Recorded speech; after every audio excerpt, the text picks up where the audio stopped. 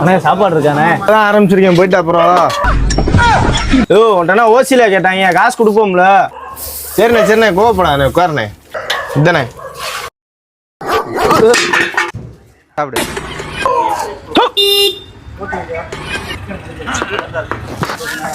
வேற சாப்பாடு கொடுண்ணே. வேற சாப்பாடுலாம் இல்லை, பிரியாணி தான் இருக்கு.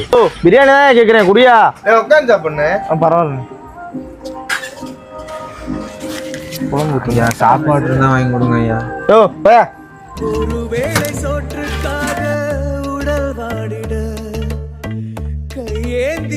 சைடு சேர்ந்து சாப்பிட்றீங்களாண்ணே? சுக்கா குடல ஈரல் இருக்குண்ணே.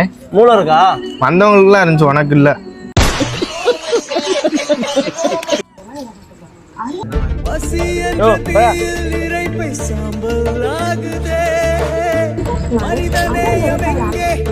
ஒரு பிரியாணி கட்டினேன்.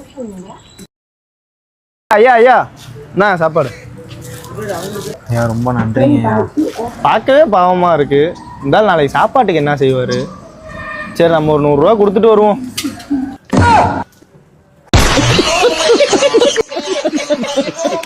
என்ன சரக்குன்னே தெரியல, போதையே இல்லை. இன்னொரு கலெக்ஷனை போடுவோமா?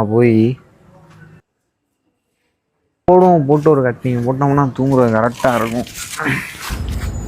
பச்சை ஆட்டியை போட்டுக்கிட்டாங்கண்ணே. ஊருக்கு போக வேற காசு இல்லை.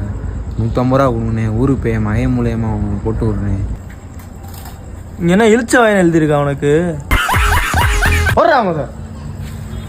ஏய் நடிக்காத.